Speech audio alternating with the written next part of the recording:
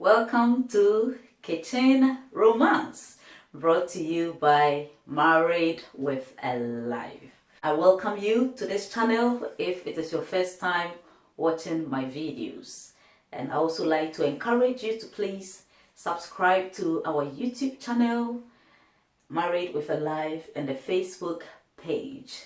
If you are single, you can also benefit from our educative programs and testimonies from our singles that we have been equipping for the past 7 years. You can find us on Facebook and YouTube at Single with a Life. I also have a 2-in-1 YouTube channel called Peace Amewowor, where you can find all the videos about singles, marriage, prayer, purpose, and everything else that I do in my ministry.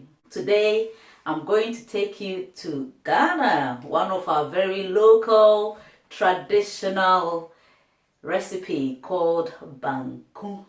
It's a food that is well loved and is filling. It can make you put on weight though, so if you're a young mother and you've just been munching on those Banku, please be extra careful because it might not help you to shred off the baby fat quickly. The last time I had Banku was about 7 months ago, so we don't usually eat Banku. Today I've got tilapia here. I've already washed it and removed the scales. I'm going to now season it and put it in the grill. After that, I'll show you how I make Banku with pepper to go with the tilapia. I'm first going to blend this together. So this is garlic, ginger, onions, and bird eye chili.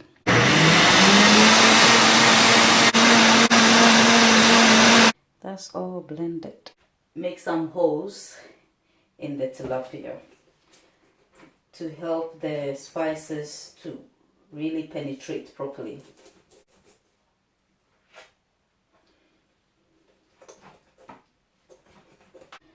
This is the holes that I've made.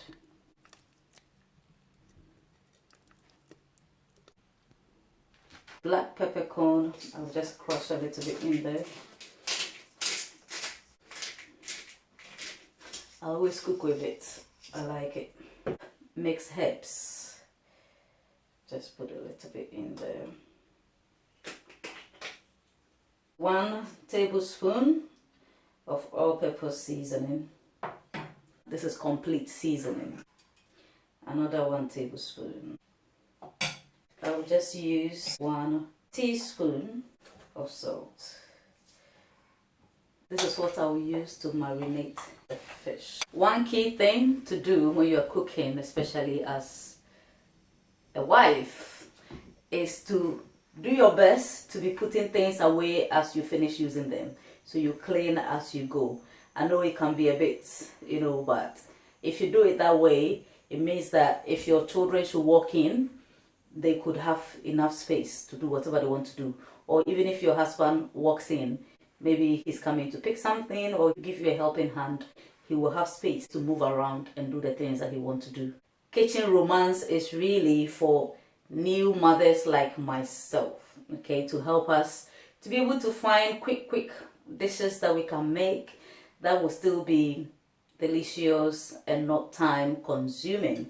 And if you are a newly married couple, it will also give you ideas of food that you can make. Kitchen romance is not just for the females, it's for the males as well. Maybe you are the one that cooks at home and you can pick up some of these ideas to make things easier for your wife.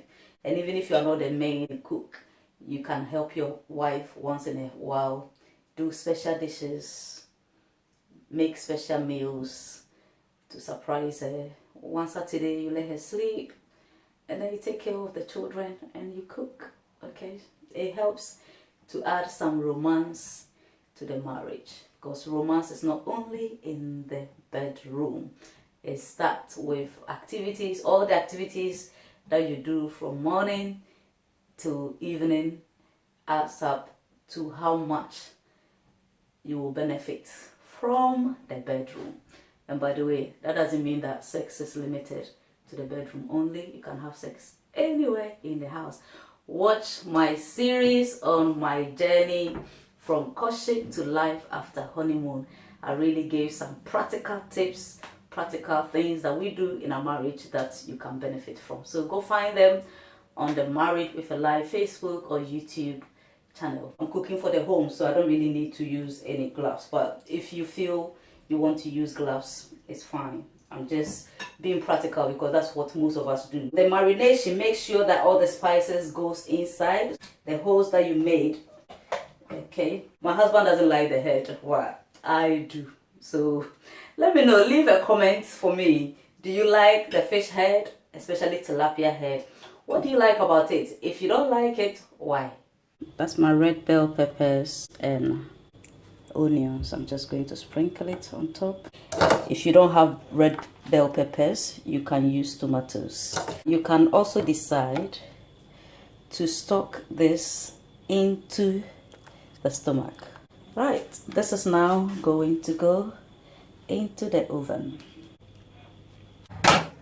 Whilst the fish is in the oven, I'm going to get the banku ready. To prepare banku, you need cassava dough and corn dough. Normally you would need equal amount of the cassava dough and corn dough, or if you don't want it to be very starchy, you can use more corn dough, but I'm just going to use equal amount of the cassava and the corn dough. I have added 1.5 liters of water, and I'm now going to also add salt. Mix it together, make sure there are no crumbs in there. After that, you can taste it to ensure the salt content is fine. If you are not an African or especially a Ghanaian and you want to try this, you need this type of ladle to make it easy for you. It's very important that right from the beginning, you keep stirring this so that there will be no lumps in it. Stir it round and round until it becomes harder. As you can see, it's getting harder and harder. This really requires energy. So if you are a male, maybe you can decide to do your wife some favors by helping her to do this. And it can get messy as well, so make sure that as you go along, you are cleaning. Make sure you have a bowl of water by you. And then you need something like this to also get everything together.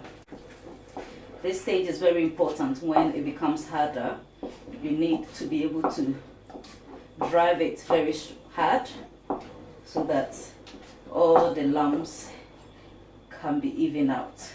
When you get to this point, if it's too hard, you can add warm water. You leave it for it to boil and then you turn it upside down. To be sure that this is really done, you literally have to tap it like that. And if nothing sticks in your hand, it means that it is done.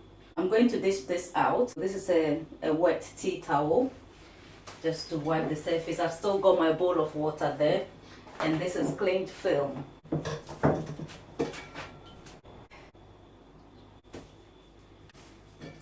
Then I'm going to fold it. Okay. Literally stretch it out like that.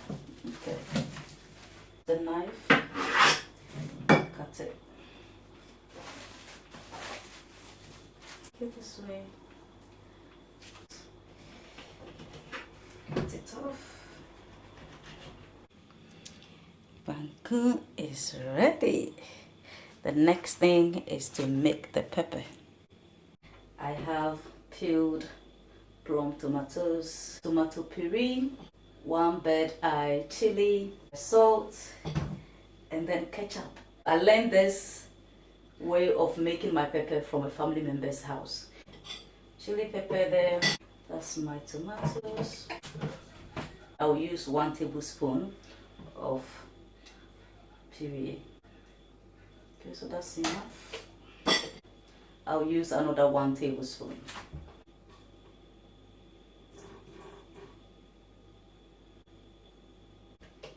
I'll just use half teaspoon of salt. I won't add water, nothing else. At this point, you can taste it to see if the salt content is fine. If it's not, you can add a little bit of salt.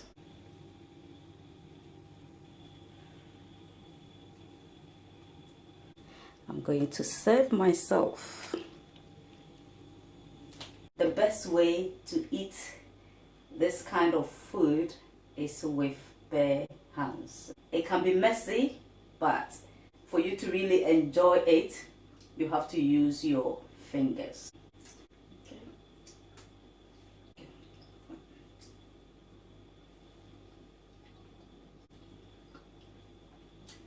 This is nice. It's worth the effort. This involves a bit of energy in terms of stirring the banku, but it can be quick to make. It's filling, it's delicious, and what more can you ask for? Please leave a comment for me. Let me know what you like about the video. If you happen to try this recipe for the first time, especially those of you who are not Ghanaians or you are not an African, please send me photos on WhatsApp. My number is 00447506009931. Maybe you are watching from a different country and you cook this kind of food, but you have different name for it. What name do you guys call it in your country? Please leave it in the comments for me. Like the video, share it on your timeline. Don't forget to leave a comment. Subscribe to Married with a Life on Facebook, on YouTube. If you are single, go to Single with a Life and also subscribe. So especially if you click on the notifications bell, you'll be the first to be alerted anytime we upload new videos. In my next video, I'm going to be showing you how I make okra soup to go with banku. See you.